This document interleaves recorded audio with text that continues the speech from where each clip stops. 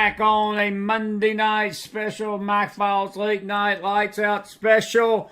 And there is no other human being in the freaking effing universe I would have on for such a show of this importance.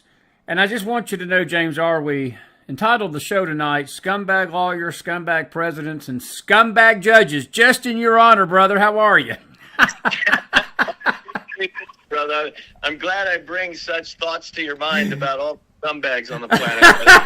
I was not gonna make any kind of disparaging remark about my brother from another mother, because we are brothers. It had that feel to it, to this show tonight. I've been watching your X handle today, getting a kick out of it. I was like, James R. is fired up today, which he should be. And I'm a little fired up, too, about these scumbag punks.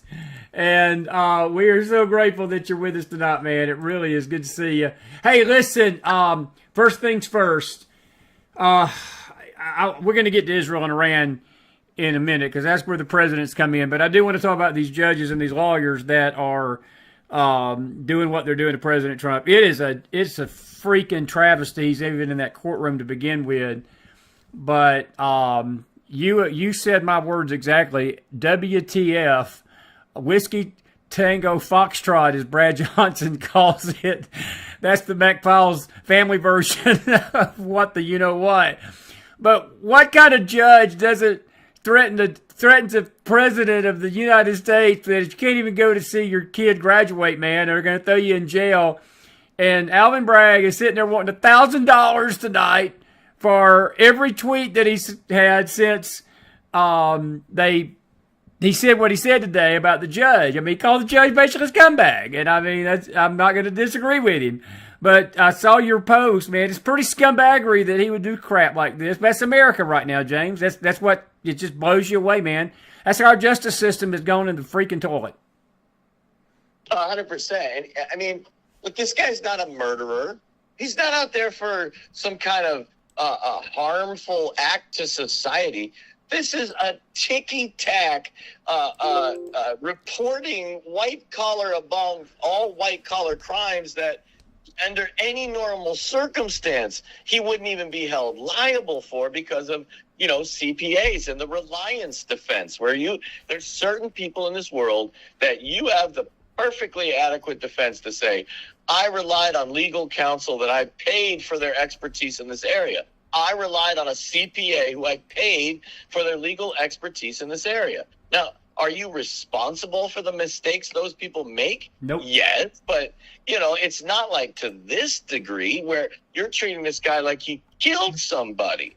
And then on top of all of that, you have the nerve in court to not even think about how you're affecting Donald Trump's kid who graduated high school, and saying, if he doesn't show up, you're going to issue an arrest warrant over a trial he's currently obviously engaged in. I know. Right? Look, it's just grandstanding by a judge who's on a power trip.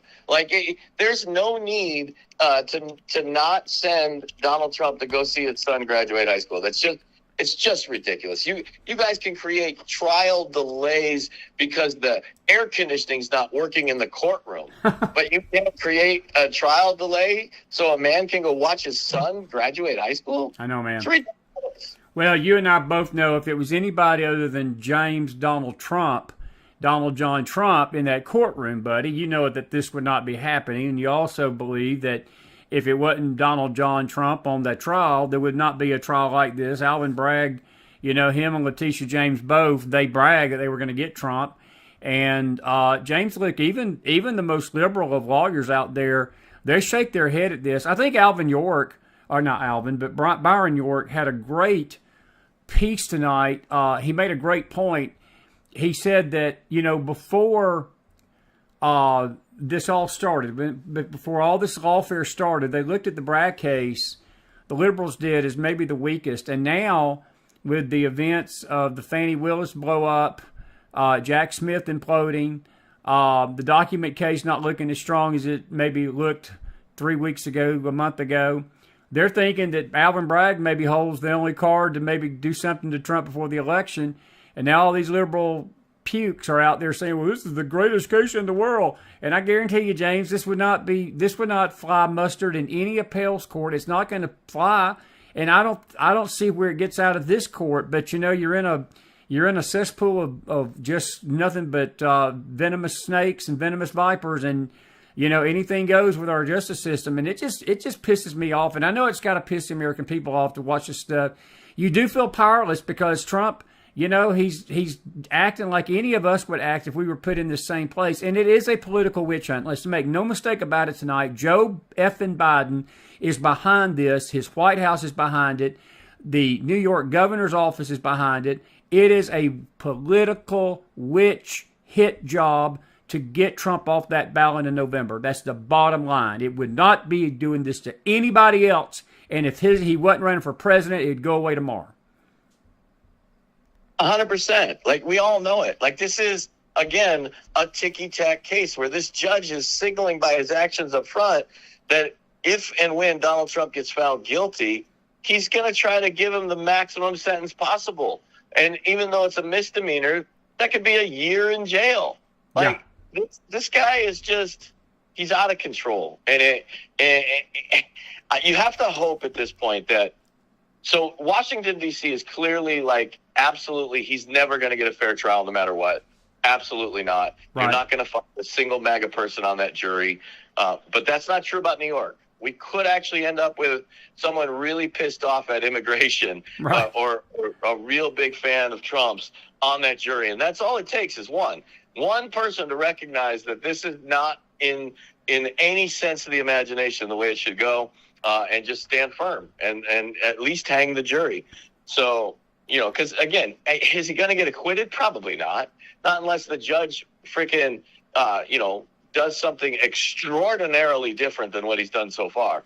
And I don't see it. I mean, they're going to allow the National Enquirer to be entered as evidence against them in court. Reporting. And that's giving them a lot of credit for being reporting, which is bizarre that in today's world, the National Enquirer is more honest reporting than the Washington Post. I mean, I'm just saying. You gotta laugh at this, man. This is America 2024, bro. When we started pirate radio about 7 years ago, I don't even think we didn't see it coming this bad. Even 7 years ago, man, that the National Enquirer would be entered into courtrooms as evidence, And let's just get to the basis of the case. I mean, basically, it's a hush money case. Stormy Daniels supposedly, paid her to shut up. Well, he ain't been the only president that's paid a few hookers and mistresses to keep their mouth shut. There was one Bill Clinton. I mean, he paid Paula Jones, about $87,000 to shut up and go away. And we didn't see him in the courtroom anywhere, did we? Yeah, no, Paula Jones got paid $875,000. Sorry. My bad. I forgot a zero. I'm sorry. Yeah, no, it's good. And then, the points you bring up, though, that's not even the case. It's not. A lot of people are skipping over what the case is. They're complaining that he should have paid her with campaign money instead of his money. Exactly. Wait, what? People are bizarre. I know. Have you ever seen anything more politically motivated over a course of several cases like this in your lifetime? I sure haven't. No, I've talked about this a lot, and it's very difficult to try to draw the right comparisons for the people. But, Ronald Reagan was treated about the same as Donald Trump when he was the president. And a lot of people forget those things. Like, the Republicans never had a kind word to say about Ronald Reagan when he was the president. That's very true. They never said anything kind about him until they wanted to get Bush Jr. elected. And then all of a sudden, Newt Gingrich is out there, the greatest fan of Ronald Reagan. Oh, yeah, now that he's dead. Thanks, Gingrich. Thanks for that. It just, they never did, though. They did try to kill Reagan. So maybe this is a step down. Like, hey, Donald, at least we didn't try to kill you. So I don't know. It's a bizarre circumstance. But then you can go back in history and realize that these exact circumstances happened to the country once before, but it would not be recognizable to us because it was in a different social environment than what we could operate in. You know, we have one president in history that split terms, right? So essentially, we had the same basic setup. It was just a much more polite society back then. You know, where the people were like, oh, no, this guy's not good, and we'll go this way. And then they realized, oh, shit, we just stepped in a pile of crap, and went back the other way. So it's difficult to make those comparisons, but in my lifetime, I would still say this is like, we're teetering on the brink of dissolution for the United States. And I don't say that lightly, because once you open Pandora's box where you're going to start using the power of the federal government to spy on your political opponents, to arrest your political opponents, and you're going to jail your political opponents, all bets are off at this point. Like, this is warfare like you've never seen. And I've said that about Bob Menendez, who nobody in your chat likes. I don't like Bob Menendez. I'm no fan of Senator Bob Menendez. However, you're letting the executive branch go after sitting members of the Senate with what exactly? Like, tell me, anybody in the audience, just tell me, what crimes did Senator Bob Menendez commit that you know about that didn't come from the FBI or leaking it to the press? Great point. About what supposedly did? And take that into the context of everything you've learned about the FBI and the media over the last 5 years. Now, do you trust that? But we're going to let them get away with that? See, that's what I mean. That's selective hypocrisy. If you say, well, Bob Menendez is a scumbag, let him go to prison. Wait a minute. What do you think the left is saying about Donald Trump? Exactly right. Yeah. But that's right. And, you know, James, that's the teetering ledge we're on. I've been watching this documentary. It's BBC, which BBC is BBC, but it's actually a decent documentary on the rise of the Nazis back in the 1930s. And you know what? A lot of people don't realize that Hitler, you know, even before the actual war machine started in 1937 and 38, he had already began to dismantle Germany's justice system in 1933. The first 6 months of his whatever you call it, chancellorship, before he became full-fledged dictator, he basically dismantled the justice system by doing exactly what we see happening in front of us tonight, getting rid of any political opponent that they deemed dangerous to the state. In other words, these people may not have even committed a crime, but if they deemed you dangerous, they would go after you in the middle of the night, carry you away. The Gestapo was established. The SS was established between Göring and Himmler. I mean, you know, the Germans had this well-oiled machine long before Hitler ever fired a shot into Europe.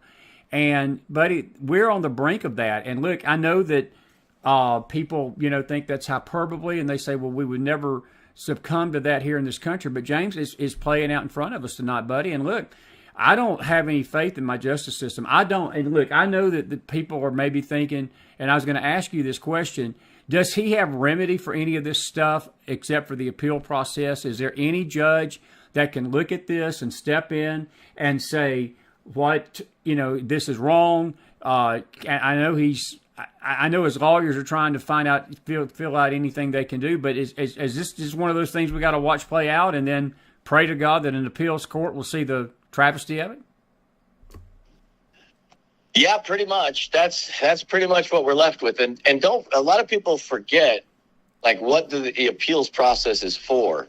Like, you cannot appeal verdicts.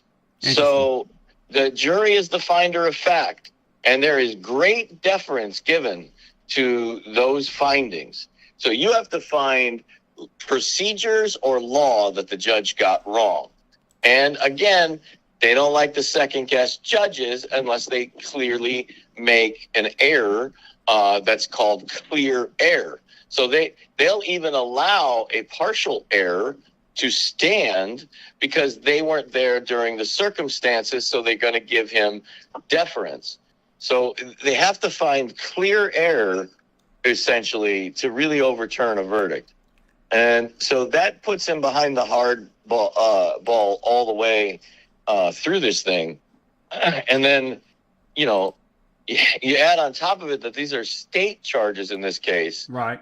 So he doesn't even have the appeals court that he can go to outside of the state appeals courts until he reaches the top level of the state appeals courts. Then he can jump straight to the Supreme Court. In fact, he has to jump straight to the Supreme Court, and they may not grant his case cert, as we see that all the time. Exactly right. So yeah, he's in a bad spot legally right from the beginning. So are there things that can be done? Not a lot. But this is a civil case with Bragg. I mean, this is basically a misdemeanor. Criminal case. It's a criminal case. Okay. This is a criminal case. They're charging him basically with gross misdemeanors of playing with his books. And in order to, so the charges all stem from basically them saying 6 or 7 times where he paid legal fees that were essentially not legal fees. And so it's a recording error. They don't think he should have recorded those payments as legal fees.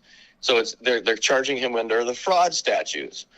And so what they're essentially doing by giving him like 31 or whatever the hell the number is now, I don't even remember the counts, is that 2/3 of the charges are all related to getting the mail, which means that they literally say right on the charges that it's because he got a bill, right? He got the mail, and then they note it in the ledger, and then they're charging him for getting the mail and then notating that he got the mail. And so what they have to basically prove in court to prove those 2/3 of the charges is that Donald Trump instructed Michael Cohen to hide the hush money and call it legal fees. Now, who's going to verify that other than Michael Cohen, the convicted liar? Exactly. Exactly right. So this is why he's the star witness for Alvin Bragg, is because what he's going to allege is that Donald Trump cooked up this scheme to fake legal bills to hide a hush money payment. This is what every rich person on the planet has ever done. This is what our own Congress does. Don't forget, there's a congressional slush fund for these exact kinds of situations. So that's why the nature of the argument from Bragg is that this should have been paid through his campaign. I can promise you they would have charged him with campaign law violations at that point. Right? So that's what they're charging him with, is campaign law violations that they've twisted because he didn't pay with campaign finance, if you can believe it. It's the most bizarre thing I've ever seen in my life, Chris. I know, buddy. Me too. I just... Well, listen, we'll be following this, and, we may be bringing you back on from time very quickly over the next few weeks for sure. Hey, man, the other big story that has greater ramifications for the nation, and again, the justice system thing does too, but the Iranians launched a 300 missile and drone barrage on Israel Saturday night. Again, they always do these things around their Shabbat celebrations, Sabbaths, and so forth. And then, that bothered me, James. But what's really just got my blood boiling, I'm reading a report tonight out of Breitbart that Bibi has told, not Bibi, but Biden has told Bibi basically that the U.S. will not back Israel on a counterattack. And, me and you joked about it by text Saturday night. This was a game changer for many reasons, and I'll run this by you, and then you can chime in because I know you've got some thoughts on this. But regardless of whether those missiles actually hit anything in Israel, it was a game changer to me for this one reason. The day before, Biden had told Iran not to do anything. His no. The big thing is, what do you have to say to Iran that's trying to attack Israel? And he said, don't do it. Well, basically, Iran took their middle finger and said, blank you, Joe, F you, Joe, let's go Brandon, Joe, and did it anyway. And you and I both know, had, again, President Trump been in office, this would not have happened because, first of all, Iran wouldn't have had no missiles. They wouldn't have had no money to launch any missiles. But thanks to Biden basically taking every sanction down off of Iran that President Trump put up, They have been emboldened. They've been strengthened. Now, granted, Israel went after their top revolutionary guard, but James, that revolutionary man that they killed was the architect of October the 7th. The way I look at that, they had a legal, a moral, and justified right to take him out. Period. Iran gets pissed off about it, let them get pissed off about it. You shoot 300 missiles into my nation, I'm blowing the blank out of your country. I'm putting a hole the size of freaking Texas into Iran. Now, that's maybe why Chris ain't president tonight, and James ain't my defense secretary, because we would probably have us in World War III, 4, 5, 6, 7, and 8 before our first term was out. But what's your thoughts on that? It's a game changer, bro. They don't care. They don't respect us no more. No, 100%. And you're right. If you were the president and I was your defense secretary, before the second those rockets left their fucking pads in Iran, there'd been fucking missiles up their asses. Like, in their bathroom. Okay? Like, no joke. Like, that would have happened. Absolutely, brother. And that's what I think that Bibi's going to actually do this time is I think this gives Israel the excuse to take out their entire nuclear weapons program that they know about. Every spy thing that they've ever learned, I think that this gives them free reign to do it. And there ain't nobody that can second guess what they're doing.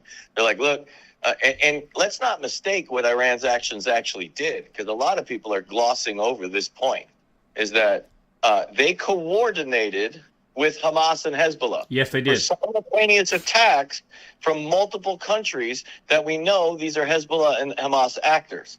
So make no mistake, Iran just proved to the entire world that they are the funders of terrorists. So no joke, no doubt at all, it is time to rain hellfire down on their ass. Now, do I want the United States sending in troops? No. Do I want to open up a global war? No. But you cannot sit by and let these types of people just do whatever the fuck they want and then tell you in the press that, okay, we're done, Israel, so stop, okay? I saw that. That was a joke. What? Didn't you just laugh at that? Iran said, hey, we've shot 300 missiles into your country, but we're done now. Y'all just don't fire back at us. I mean, come on. Yeah. Like, this is retarded. There's no way it's going to stand. And I think they did it at the wrong time, because there is no appetite now in Israel to stop pursuing the terrorists. They took the wrong tack. This would be the same as someone trying to hit us in 2012. That's hey, so guys, true. we just started with 9/11. You think we're going to play with you? No. We're coming, right? Like, think about that. Like, America went to war with 2 different countries over 9/11 that didn't even do 9/11. And we were true. like, get them all! Right? So that's what's going on in Israel right now, is that the whole country at this point, left, right, center, it don't matter. They're like, no, kill them all. Kill them all, we'll let God sort them out. That's what God said anyways. Yeah, I'm with you, man. Well, what did you think about, what really turned my stomach to tonight was just reading, James, the number of nations that have told Israel to restrain themselves. And you know and I know, bro, if this crap would have happened, look, Bill Maher, of all the freaking people in the universe, he's as liberal, hell, he's more left than AOC, okay? And he's out there saying to people that America would have already destroyed Hamas had this happened to America. Brazil, Argentina, all these countries out there tonight, France even, Macron, you cannot tell me that these nations are that weak that if something like this happened to their nation, that they would be told to restrain and they would restrain themselves. But Israel's the only nation, James, that we tell to do this. Nobody would do this. America wouldn't do this. Europe wouldn't do this. No nation, Australia tonight, would not do this if they were handled the way that Hamas handled Israel and did to Israel what they did. If Iran shot 300 missiles, think about 300 missiles falling in New York City tonight, or the Northeast, or in the middle of the country. Brother, if we didn't have holy hellfire raining down on Iran, you'd have civil war in this country. You'd have people marching on D.C. demanding somebody do something, wouldn't you?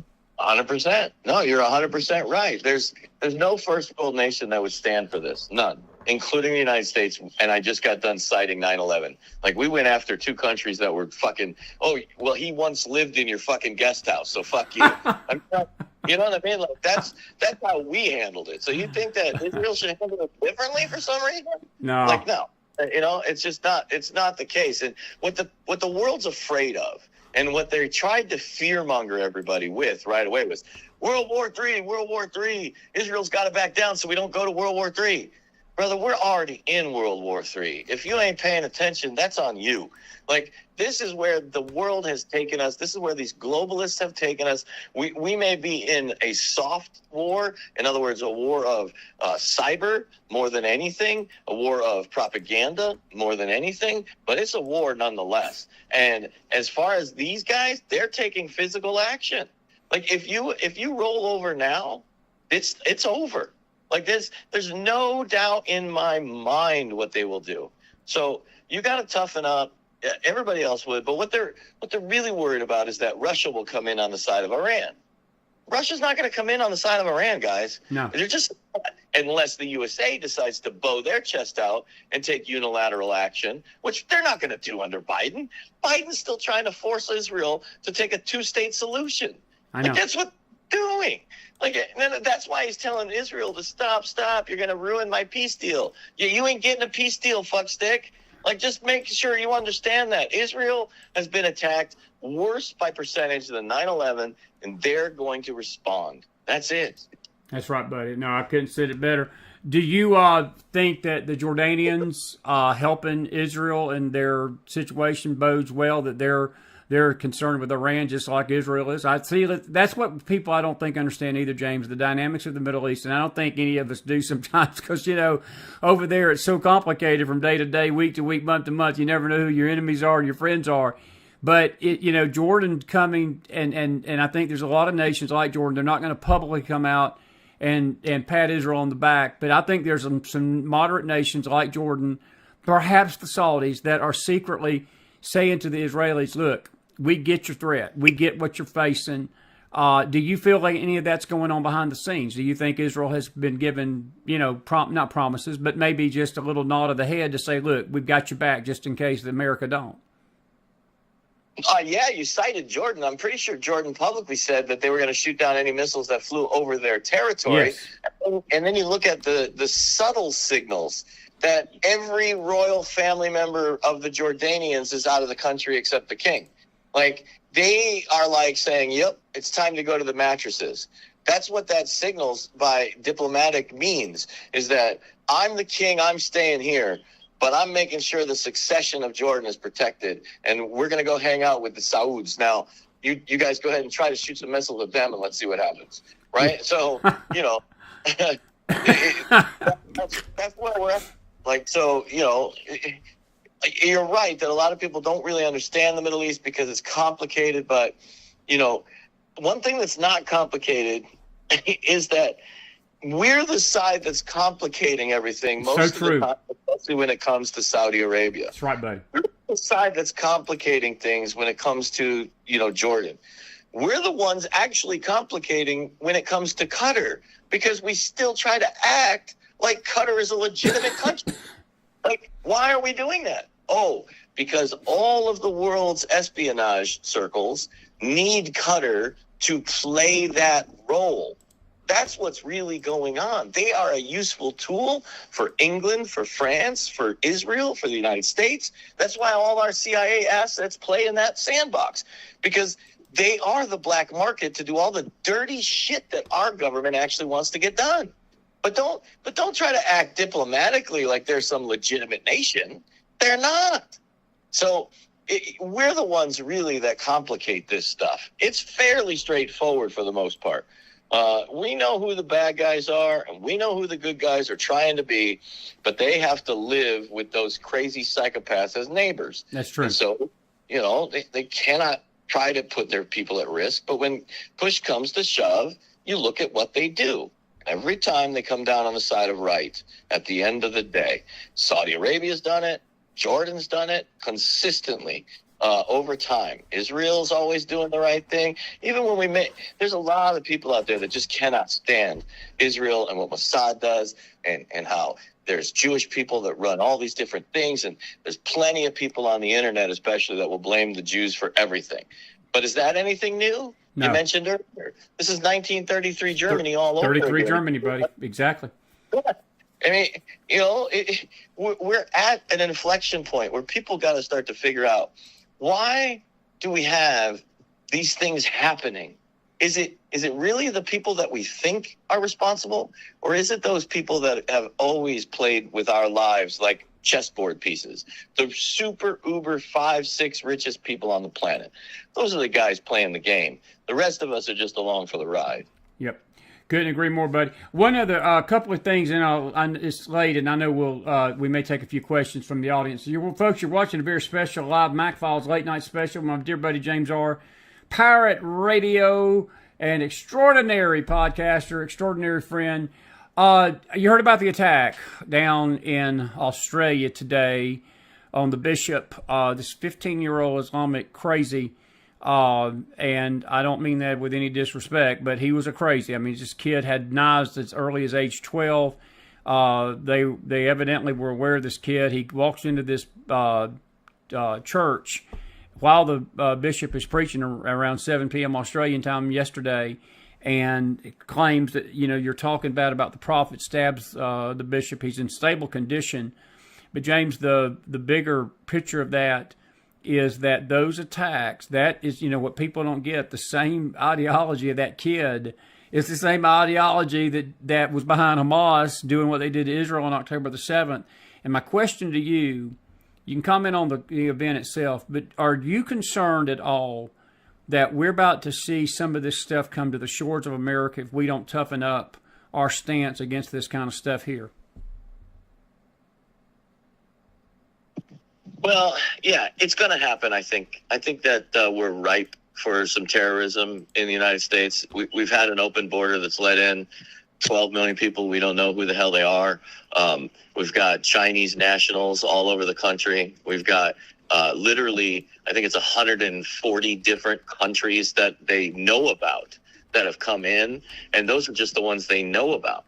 We got National Guard members getting pulled over and arrested for transporting illegals that should have never come into the country. I mean, we're right to have something happen again in this country, which brings me again to the fear mongering and the fear porn that the government is using to sell the American people this idea that somehow FISA 702 is going to keep you safe. Right. Okay, prove it to America now. That's the problem they have, right? They're proving it, apparently, to Speaker Johnson. What does that do for the people? We're the ones that have no faith in you. But it's the American people that have zero faith in the government. We don't trust the politicians. We don't trust the FBI. And we damn sure don't trust the administration. So now you tell me, how is America supposed to survive in a condition like that when you've created the scenario where we're going to have a terrorist attack? And we know it. We can feel it and sense it, and we've been screaming about it since Biden opened the border on day one, that this was going to happen. And then, you know, you mentioned that Australia with the bishop, but let's not forget that I think the day before that... They had a stabbing in the Bondi. Yeah, it was another one, exactly. Back to back within 24 hours. People are dead from a knife. Yes. So where are the calls to ban cutlery? Like, no more knives, that's it. You know? Where's all those calls? Because wouldn't it have been nice if one citizen in Australia actually had a gun? You know? That's true. Might have saved some lives.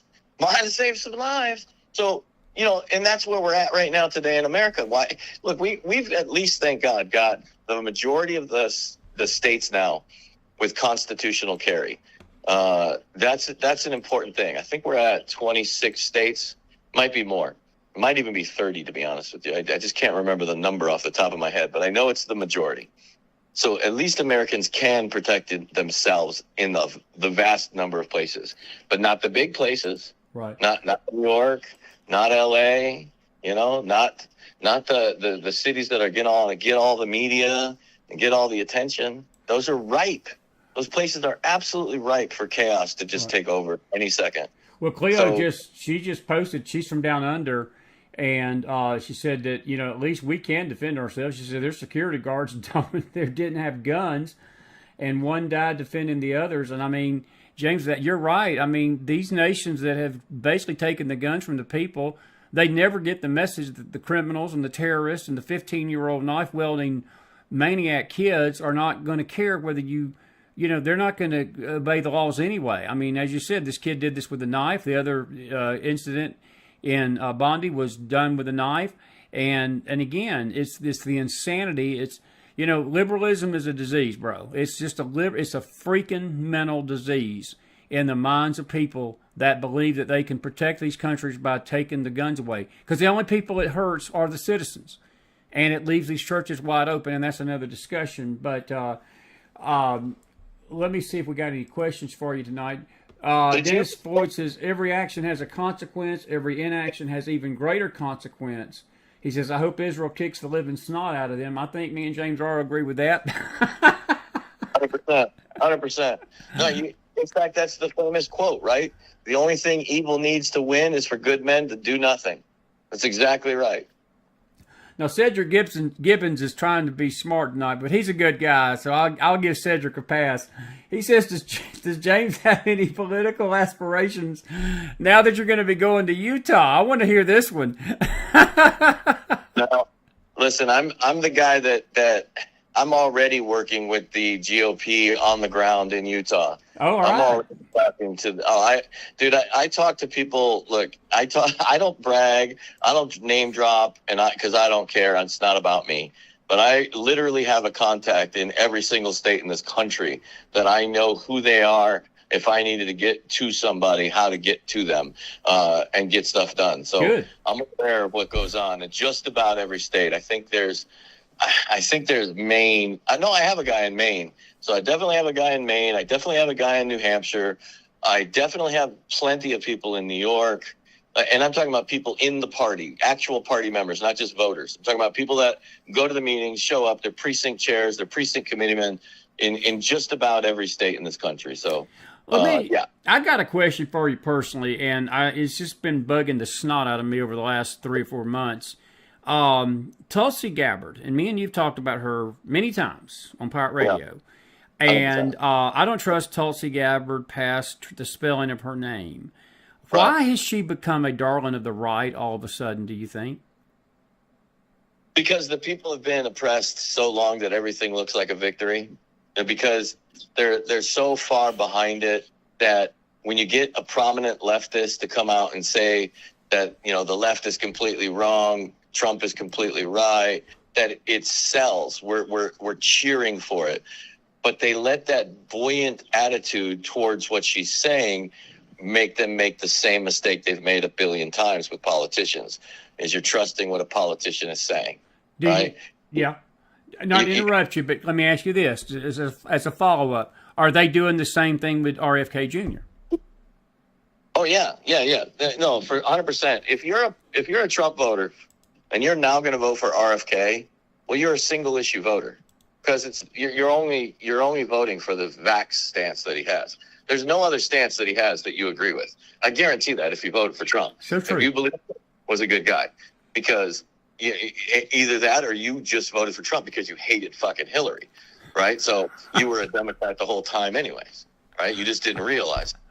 So it's one of those two things, and that's just being blunt and honest. Yeah. I mean, RFK Jr. only has a good stance on the vax. That's it. Great point, James. That's an excellent point. Tulsi don't have a good point on anything to me, but I'm just curious, and I got a question for you coming up after this from Corey, which is really good. But why do you think Fox has embraced her? Is it just for window dressing, or do you think that?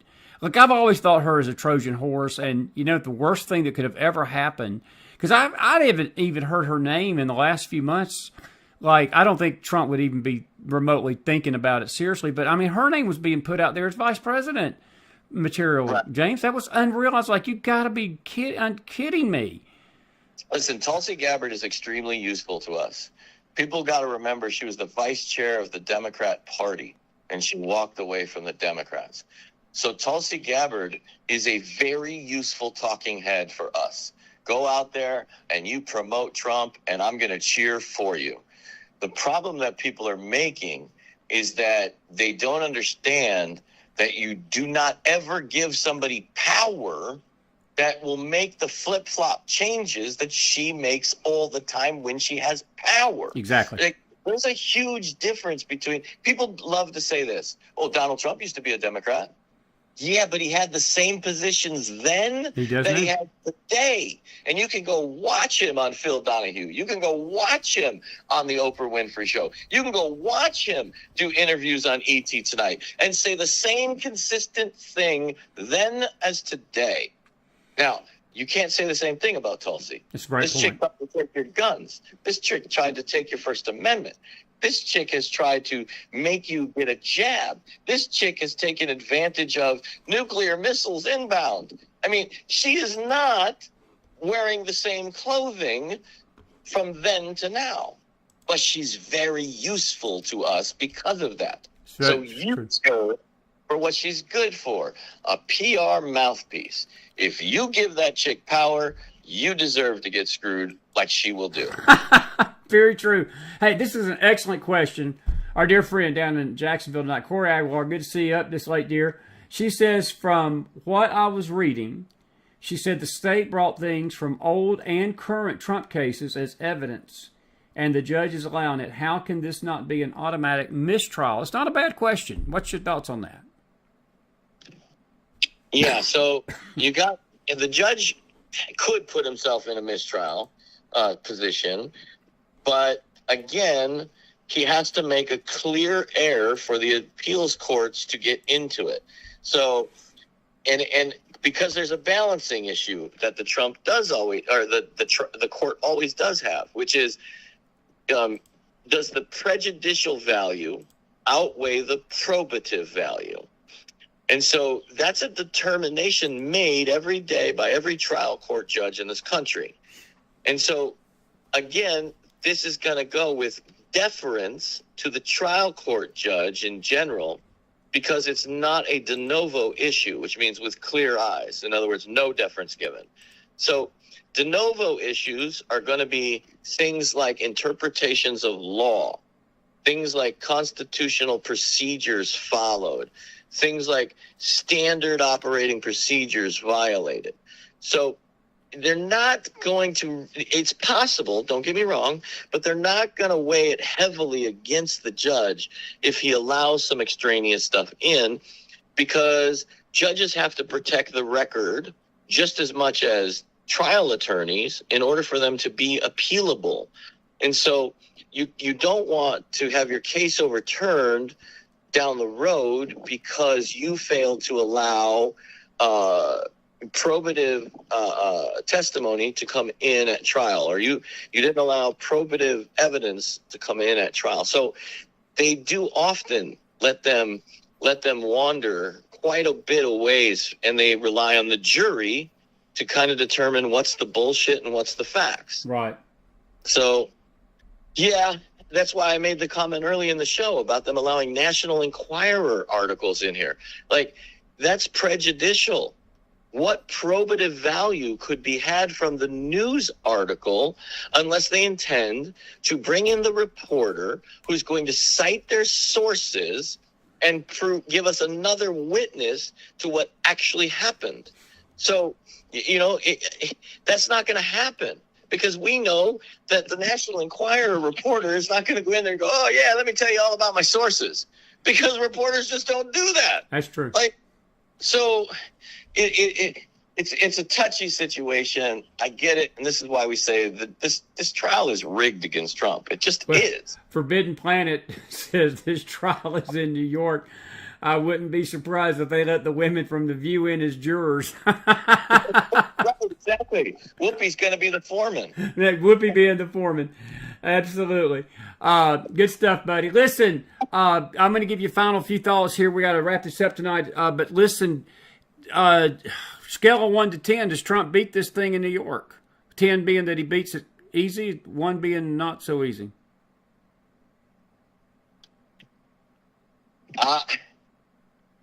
I think he's at like a -5, to be honest with you. Okay. Hey, well, that's why we ask you. I mean, I can't see how he beats this without a hung jury. That's what I think the best case scenario for Trump is at this point, is a hung jury. Unless they get someone like Cohen completely to fuck themselves on the stand, they're going to they might even get past that, because this is New York. Although, again, I said it earlier, this is not D.C. But if this was D.C., it'd be a slam dunk. It'd be a -10 for sure. Yep. Like, it'd slam dunk. He's going to prison.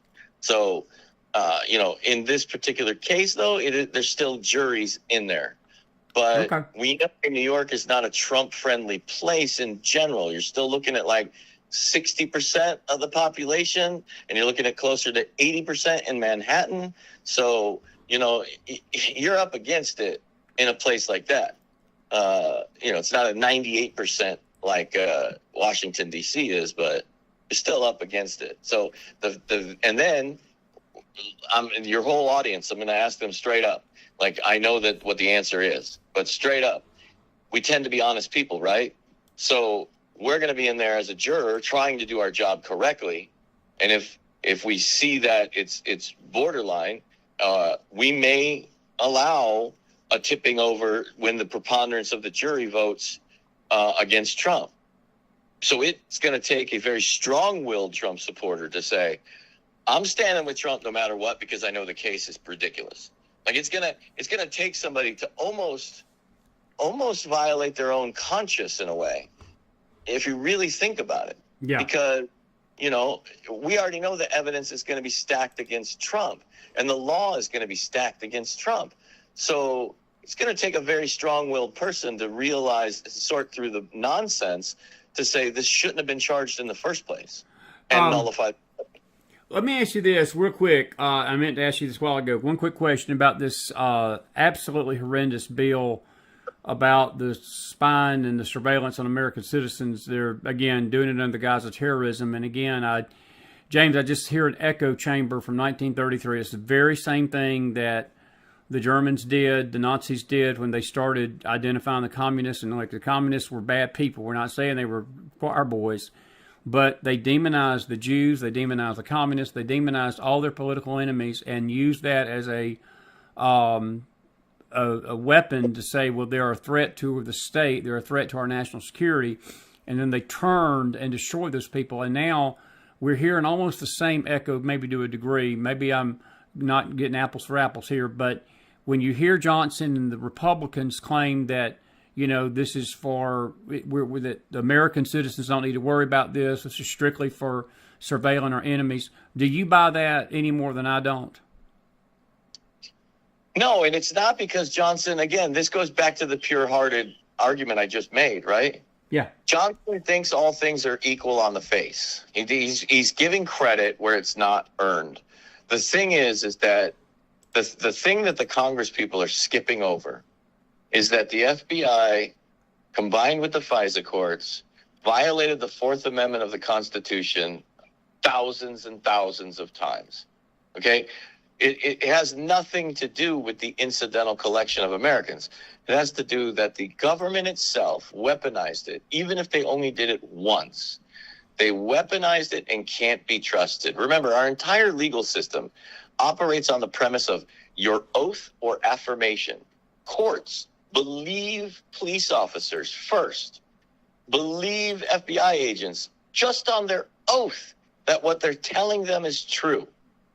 If you have a government agency like the FBI violating that thousands of times, how can you continue the program no matter how successful?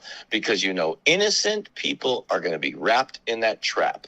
You cannot save a government program that the government itself has weaponized against the people. I mean, you got Dan Crenshaw out there saying, no, we made sure Crossfire Hurricane could never happen again. Really? How? Exactly. Tell me that magic fucking sauce. How come it happened the first time? There ain't no magic sauce, and I'm from McDonald's. I'm a McDonald's. We don't have no magic sauce for that, brother. Hey, man, good stuff tonight as always. We're out of time. We always run out of time too quick. I'll get you back on. Listen, I'm going to try to get you on every other week, and we'll do this late night. I like these late night little chit-chat sessions with you. They bring a lot of fruit. Any final thoughts before I say goodnight to you? Yeah, just everybody out in the audience, thanks for having me, Chris. Thanks for putting up with my nonsense. I appreciate the fact that you guys stick around with Chris. I mean, Lord knows you need some company. But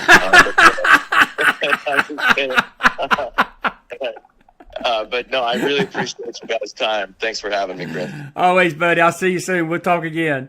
Bless you, James. James R., everybody. Put some fire in that house for him. And I meant to tell him, Peggy, your comment. I should have read your comment. I'll pass that on to him. He may be watching in the chat anyway. But I think a James R. and a McDonald ticket will fix this freaking mess as well, Peggy. I'm with you on that. We wouldn't put up with his nonsense. I can tell you that. I put it like this. If the enemies of the United States thought for a second that they could mess with this country, they'd find out real soon that they cannot. And Roger Hooker, your quote is an excellent one, my friend, where you said that without God, Trump's chances are zero. And I'm with you. He's going to need some divine help. And you're very spot on, my friend. It's good to see everybody this late. And Peggy, we enjoy James R. too. He's such a good guy. And I'm really grateful for him. And I'm grateful he stays up with us on these late shows. And we have a good time with him. And I told you he was wired up.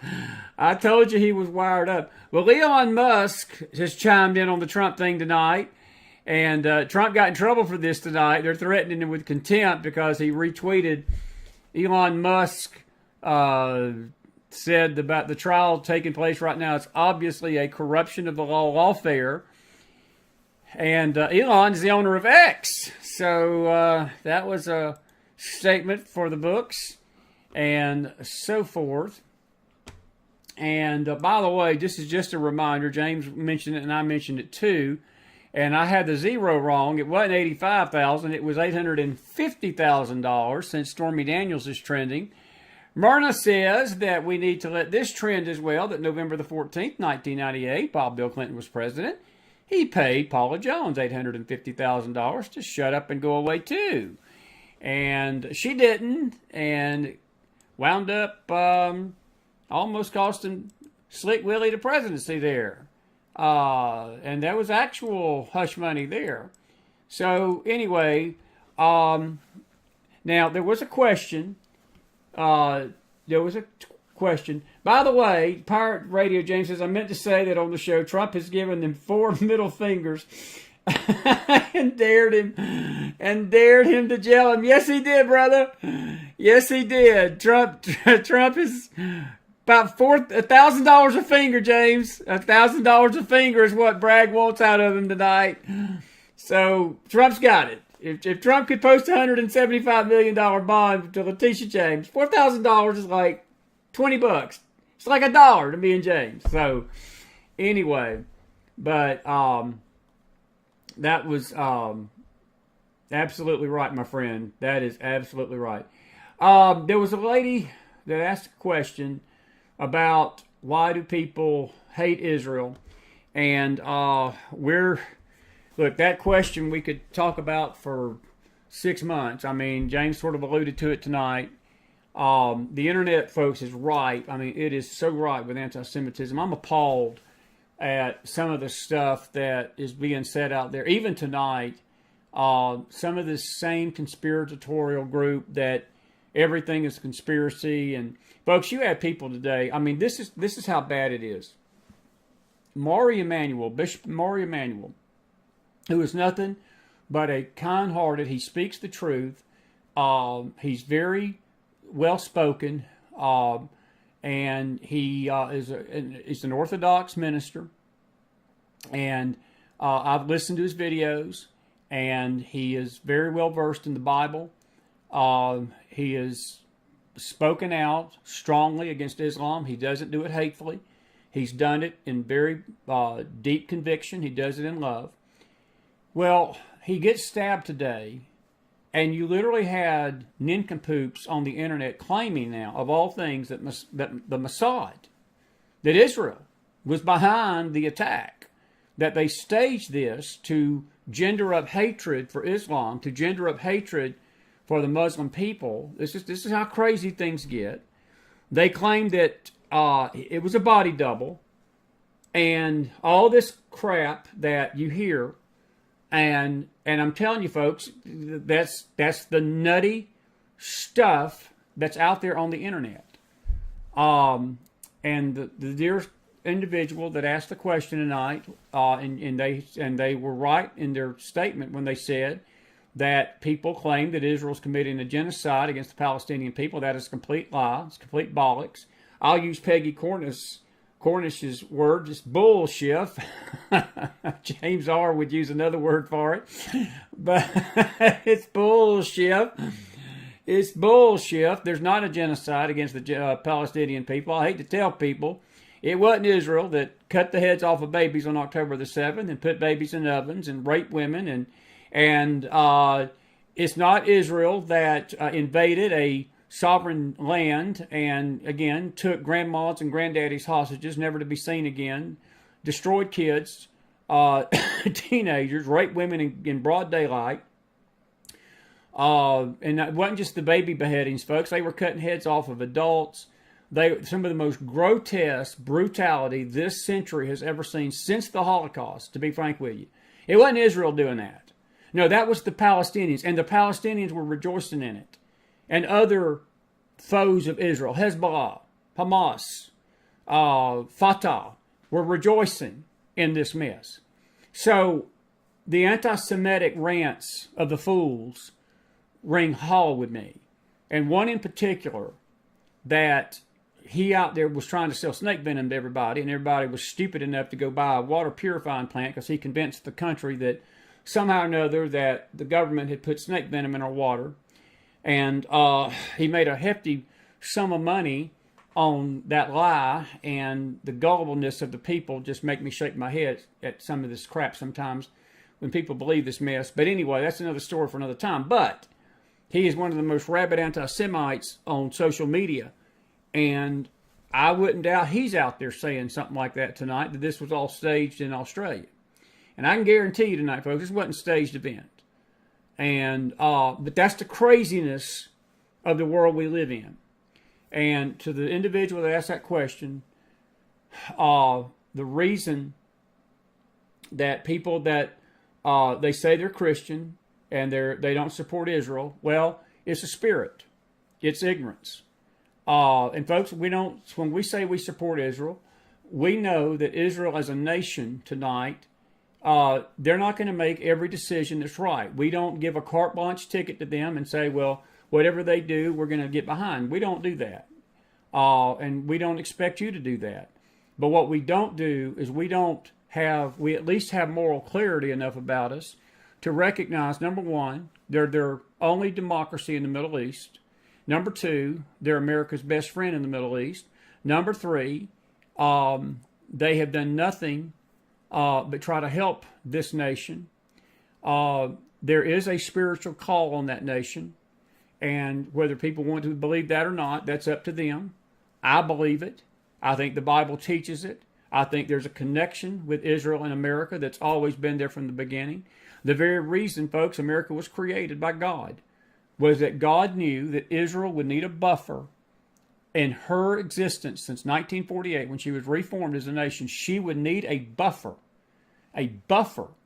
against this Arab hatred, very similar to what you witnessed in Australia with this young man, very similar to what the world witnessed on October the 7th, very similar to what we witnessed Saturday night.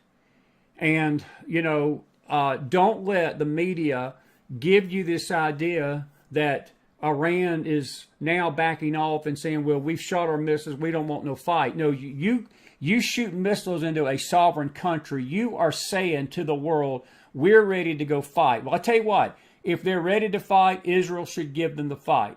Look, I'm with James R. We don't want a global conflict. We don't want our American soldiers over there. I got a 22-year-old that would probably wind up being drafted into the conflict if this happened. I don't want to see that, folks. I don't. But you can't keep letting this Islamic thug nation keep putting its middle finger up to the world and the rule of law and shooting missiles to whoever it wants to, fund terrorism to whoever it wants to, and we sit by and put $150 billion blanking dollars on a tarmac and say it's okay. And if you think for a second, I don't know who sent me this article today, but folks, Iran is so close to the nuclear bomb that it's very possible we don't even know what they're doing right now. The Biden administration has taken all restraint off this nation for the last 4 years now. And we don't know what's going on over there. The media is not going to tell us. The Biden administration ain't going to tell us. And there's no telling what capacity they have right now. But I tell you one nation that does know, and that's Israel. And I'm with James R2 when he said that this is Israel's chance, perhaps, to maybe destroy this whole nuclear program. I'm with him, and I think they need to take the opportunity now. They've got a green light in my book. Now, whether America wants to back them on that, that's up to America. And whether Christian conservatives want to back them, that's up to the Christian conservatives. This network, we stand with Israel. It doesn't mean we have to agree carte blanche with everything the government does. They make mistakes, just like the American government makes mistakes, and just like every other government makes mistakes in this world. There ain't a government out there that don't make mistakes, folks. There ain't a government out there that don't have corruption in it. There ain't a government out there that don't have problems in it. There ain't a government out there that's going to do everything right. And when something like this happens, there ain't a government out there that's going to dot every I and cross every T just right. It's not going to happen. That's just not reality. But for some reason, the world expects Israel to walk this line of perfection that anything they do that's wrong is magnified 10,000 times when other nations do something 10 times worse and nothing is said about it. That's not fair. And a lot of the problem goes back to the dear lady's comment. The Christian community has failed to support Israel, and they believe, there are many Christians that believe Israel's committing genocide against the Palestinians. Let me tell you this, Tucker Carlson, I like Tucker, but he was absolutely pathetically wrong. He was absolutely pathetically wrong for interviewing this so-called pastor that was trying to claim that Israel was making conditions so horrible for the Palestinians. Well, if Israel's making conditions so horrible for the Palestinian, let me tell the Palestinian people something tonight to give them some friendly McFile pirate radio advice. Take your blank and take your blank selves back to Jordan, because that's your homeland. That's who kicked you out. If you don't like the Taj Mahal in the Palestinian territories, brought to you courtesy of Hamas and courtesy of your Fatah government, guess what? You've got a homeland. It's called Jordan. And you can go back there anytime you like to, as long as you won't foment terrorism. I'll amen myself tonight for the first time. And, we ain't had a good old-fashioned discussion about Israel in a long time, but this is a late night McFiles on a Monday night, and Chris is getting his voice back, and he's getting his strength back, and I just feel like letting it all hang out tonight. James R. brings it out in me. Are we in agreement with that? Give me thumbs up if we are out there tonight on this Monday night. Put some fire in that house. Corey Aguilar just gave me a fire to 100%. 100%. I'll agree with that. I will agree with myself. I'll amen myself that. Palestinians don't like their condition. Well, get back to Jordan. They wouldn't have been in this place if they wouldn't have fomented terrorism to begin with, folks. And look, I have nothing but love for the Palestinian people. This is not a hate thing. I don't hate the Palestinians, but these terrorists, and if their own government, folks, they support it. They support that terrorism. They support that terrorism. And Christians who support it with their mouth and their anti-Semitic crap should be ashamed of themselves for doing it. And to answer your question, dear one, I don't have your name. It just says, and you don't stop, yo. I don't know what your real name is. To answer your question, why they do it, that's a $1 million question. I don't know. I don't know. Other than being insane and crazy. We don't do it. I can tell you that right now. But I can tell you tonight, too, Israel ain't committing genocide of any such sort. And Tucker should be ashamed of himself for even allowing such. If he's going to do that, he could have interviewed 1 million other Christian leaders over there that could have told him that the conditions with the Palestinians are not that bad. And if they are that bad, folks, it ain't Israel that's created the mess. It's been the Palestinians who have allowed their own government to create the hellhole they live in. And if you don't believe that, then go and find research and go to the history of the Palestinian land conflict and be with me in South Dakota Saturday morning at 10 o'clock, because then we're going to talk about this very thing, because we talk about the land in Israel during our prophecy conferences, and we're going to be in Sioux Falls, South Dakota Saturday talking about this. All right. It's midnight 15 in the east. My clock I got in front of me has not been changed. So when I looked down and said 11:16, I was like, we're in good shape. Whoops, I forgot. We're an hour ahead. We're an hour ahead. Did you enjoy James R. tonight? Did you enjoy my dear buddy? I always do. Put some fire in that house for him one more time. Any other questions, comments before I call it a night? I got to get out of here because I got to get up in the morning and do another show.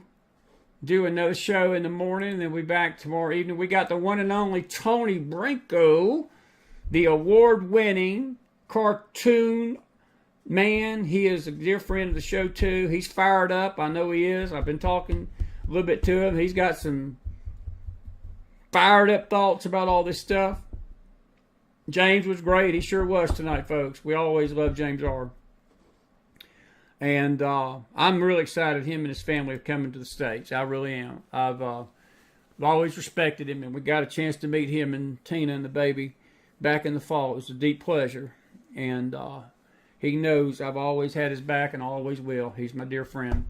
And I'm proud to call him that. And we're grateful that he could be with us tonight on the show. All right, it's late. Thank you all for being with me tonight. We'll pick this up tomorrow. We'll pick this up tomorrow. That's not a fur ball. That's still Chris trying to get over this crud that he's had for the last week. But thank you all for being here with us tonight on this doubleheader. We had Ricky Wilson and James R. What a combination on a McFiles Monday. I'll see you tomorrow morning on the Faith Network. And then we'll see you back here tomorrow night. And we appreciate you being with us. Until then, McDonald out on a Monday night, now Tuesday morning. Good night, everybody.